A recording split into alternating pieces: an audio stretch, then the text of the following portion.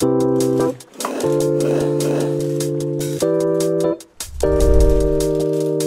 video kali ini kita akan melihat bagaimana cara membuat aktivitas diskusi pada course yang ada di F-Learn. Langkah pertama untuk pembuatan diskusi ini yaitu mengaktifkan mode edit pada course sebelah kanan atas. Pastikan berwarna hijau. Kemudian kita memilih section di mana aktivitas itu akan dibuat. Saya pilih section pada pertemuan yang pertama. Lalu pada tampilan pertemuan yang pertama ini di bagian bawah akan muncul tombol add an activity or resource. Nah, ini untuk menambahkan aktivitas. Ketika menambahkan aktivitas akan muncul berbagai macam pilihan aktivitas yang ada. Nah, kita akan memilih forum. Kemudian akan muncul tampilan seperti ini. Jadi langkah yang pertama untuk menambahkan adalah mengisi informasi umum, yaitu mulai dari nama forum. Nah, di sini saya tambahkan kegiatannya bernama diskusi pertemuan yang pertama. Kemudian deskripsi kegiatannya adalah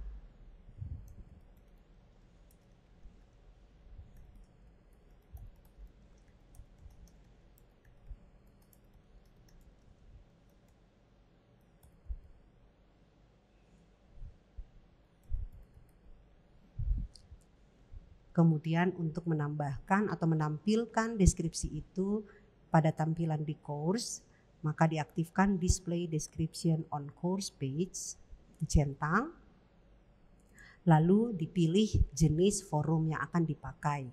Nah, di sini ada berbagai macam jenis forum, mulai dari single simple discussion sampai ada yang standard forum for general use.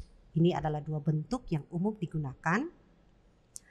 Untuk single simple discussion itu adalah bentuk diskusi sederhana di mana peserta akan memulai diskusi dengan memberikan postingan, kemudian akan berlanjut dengan respon atau replay dari peserta-peserta yang lain. Sedangkan untuk standar forum for general use, di situ peserta tidak hanya mereplay atau merespon postingan yang sudah diberikan, tetapi juga bisa menambahkan topik, sehingga ini akan memudahkan untuk mengatur, mengelompokkan topik-topik di dalam diskusi. Di sini saya pilih standard forum for general use. Kemudian setting ketersediaan availability.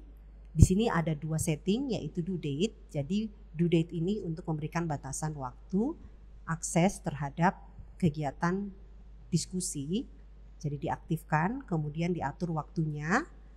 Nah, setelah due date-nya ini, peserta masih tetap bisa merespon tetapi sudah terhitung terlambat. Nah, sedangkan jika kita berharap bahwa tidak bisa lagi mereka merespon jika sudah batas waktu, maka diaktifkan cut off date. Nah, cut off date ini minimal waktunya sama dengan due date, tapi juga bisa diatur untuk ada extend, sehingga walaupun terhitung terlambat, tetapi peserta masih bisa akses hingga batas cut off date. Nah, pengaturan selanjutnya yaitu terkait attachment dan hitungan kata atau count word. Nah, di sini bisa diatur berapa ukuran maksimum file yang bisa diposting sebagai attachment, kemudian berapa banyak attachment yang bisa diberikan, dan juga bisa diatur berapa banyak kata yang disyaratkan untuk setiap postingan. Di sini tidak diaktifkan agar tidak perlu ada batasan. Kemudian settingan selanjutnya yaitu ratings. Nah, ratings ini bermanfaat untuk memasukkan aktivitas ini ke dalam gradebook. Jadi di sini settingan standarnya adalah no ratings, artinya aktivitas ini tidak akan masuk dalam gradebook. Tetapi jika ingin memasukkan aktivitas ini ke dalam gradebook sebagai bentuk penilaian, maka bisa diaktifkan. Nah, dengan memilih pilihan cara penghitungan ratingnya. Jadi jika ingin menghitung, yang dihitung adalah rata-ratanya dari sekian postingan dengan ratingnya masing-masing, ataukah yang dihitung adalah jumlah menghitung ratingsnya, atau nilai maksimum atau minimum yang masuk, atau total keseluruhan rating. Nah di sini misalkan saya masukkan average, nilai rata-rata. Kemudian untuk scale akan muncul scale.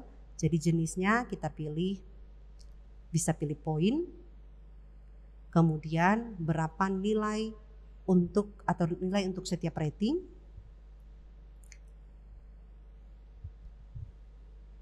Nah nanti karena kita pilih average di atas, maka nanti yang akan dihitung adalah rata-rata dari ratings yang sudah diberikan. Nah pengaturan selanjutnya yaitu common module settings, ya, jadi pengaturan umum dari modulnya. Di sini yang pertama adalah availability. Jadi ketika ini diaktifkan show on course page, artinya aktivitas ini akan tampil pada halaman course. Kemudian group mode, nah ini untuk mengatur apakah aktivitas ini dalam bentuk grouping atau tidak. Jadi kalau tidak ada grouping, maka kita aktifkan no group. Kemudian kita bisa mengatur pembatasan akses atau restrict access.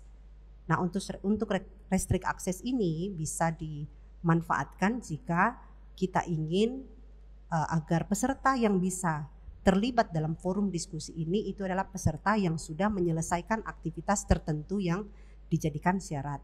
Nah sehingga jika ada syarat untuk bisa mengakses, kita bisa menambahkan add restriction, kemudian bisa dipilih, ya, apakah syaratnya adalah aktivitas yang sudah diselesaikan, apakah waktu atau tanggal, kemudian apakah grade tertentu, atau apakah dia dari grup tertentu.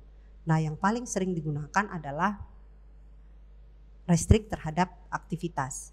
Jadi kita pilih activity completion, lalu kita akan masukkan aktivitas mana yang menjadi syarat. Misalkan di sini saya pilih aktivitasnya adalah tugas pertemuan yang pertama. Jadi tugas pertemuan yang pertama ini harus komplit untuk siswanya atau pesertanya itu bisa mengakses forum diskusi. Nah kemudian kita juga bisa mengatur completion dari aktivitas diskusi ini. Jadi kita aktifkan activity completion, kemudian akan ada beberapa pilihan di mana apakah peserta itu dapat mencentang secara manual aktivitas ini untuk dikatakan komplit, atau kita mensyaratkan kondisi-kondisi tertentu. Nah kalau kita ingin otomatis dengan syarat kondisi tertentu, maka dipilih show activity as complete when condition are met. Nah ini adalah kondisi-kondisi yang tersedia yang bisa kita gunakan. Jadi jika kita ingin mensyaratkan bahwa paling tidak siswa itu melihat aktivitas ini untuk dikatakan komplit, maka dicentang. Kemudian kita mengharapkan bahwa peserta itu memberikan postingan, ya, pada forum diskusi ini dan ditentukan misalnya minimalnya 2 postingan.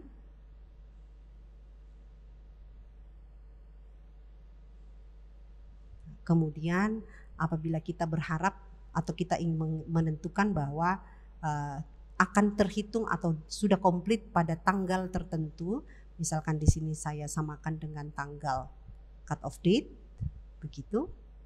Nah, settingan sudah dilakukan. Setelah selesai bisa disimpan dan kita kembali ke tampilan awal course.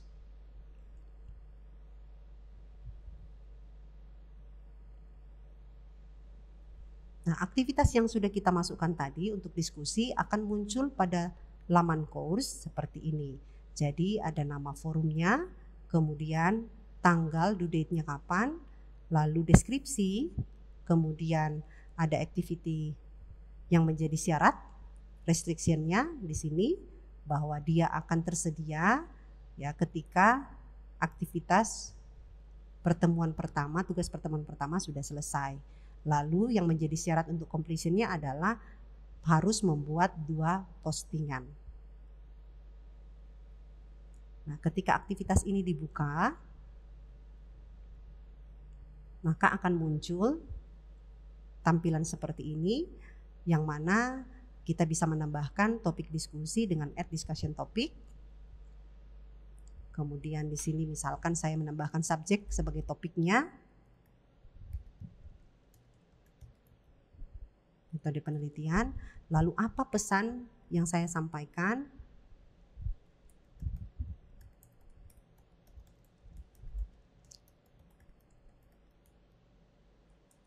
Oke.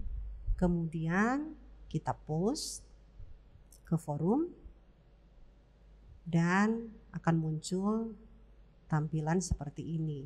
Jadi pada discussion itu akan muncul topik yang sudah ditambahkan, siapa yang menambahkan. Kemudian jika ingin merespon topik tersebut, maka tinggal diklik pada topiknya. Kemudian dilihat tadi apa isi pesannya. Jika ingin dibalas, maka kita bisa memilih replay. Kemudian